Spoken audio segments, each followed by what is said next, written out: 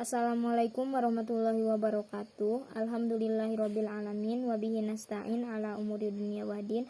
Assalatu wassalamu ala asyrofil anbiya'i wal mursalin wa ala alihi wa sahbihi ajmain amma ba'du.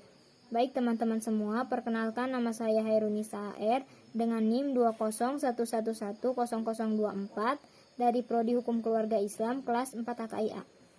Di sini saya akan sedikit mereview pembelajaran harian pada pertemuan pertama sampai pertemuan ketiga mata kuliah Qawaid Fiqhiyah.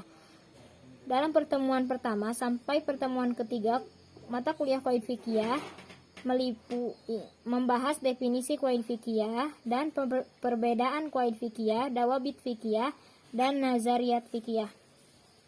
Yang pertama, definisi kaidah fiqhiyah secara etimologis.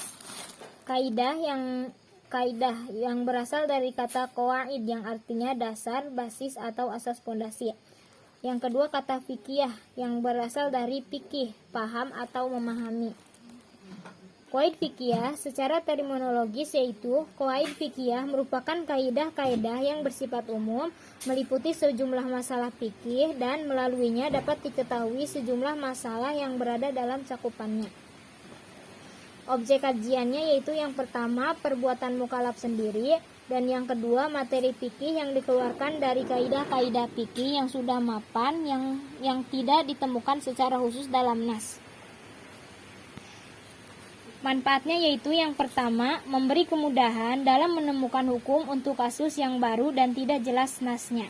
Yang kedua memberikan kepastian hukum, dan yang ketiga menyediakan panduan yang lebih praktis berdasarkan nas.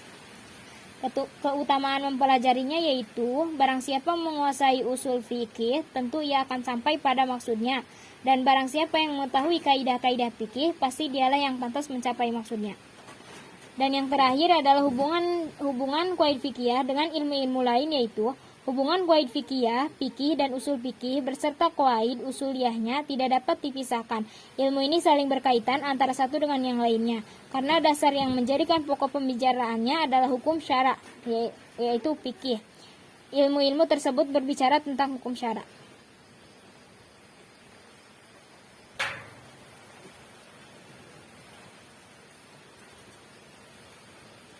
Yang selanjutnya yaitu perbedaan qawaid fiqhiyah, dawabit fiqhiyah, dan nazariyat fiqhiyah. Yang pertama, qawaid fiqhiyah. Qawaid fiqhiyah merupakan kaidah-kaidah yang bersifat umum, meliputi sejumlah masalah fikih dan melaluinya dapat diketahui sejumlah masalah-masalah yang berada dalam cakupannya. Secara singkat juga bisa diartikan sebagai hukum yang mencakup atas sebagian besar bagian-bagiannya. Yang kedua, dawabit fiqhiyah. Secara etimologi, kata al-dawabit berasal dari bahasa Arab dan merupakan bentuk jamak dari kata dabit, yang berarti kata dabit. Kata ini merujuk pada pengertian luzum al-sya wa hasbuhu, artinya tetap dan tertahannya sesuatu. Secara terminologi, dawabit fikih diartikan sebagai segala perkara yang berlimpah hukum atau hukum yang bersifat kuli yang bersimpul pada beragam bagian-bagian di dalam satu bab saja. Dan yang ketiga, nazariyat fiqhiyah.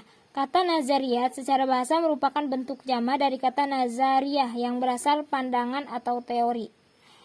Secara terminologi, sebagaimana disebutkan oleh Muhammad Baqir Ismail, nazariyat fiqhiyah adalah konsep-konsep fikih yang memiliki rukun dan syarat dan disatukan oleh jaringan konseptual fikih di bawah satu kesatuan tematik yang sistematis.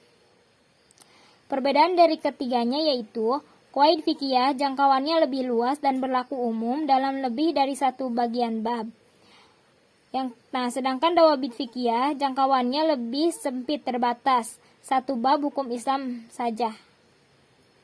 Dan yang terakhir, nazariyat lebih luas jangkauannya dibandingkan qawaid fiqhiyah, meliputi rumusan, pembatasan konsep, rukun, dan syarat konsep prinsip lainnya.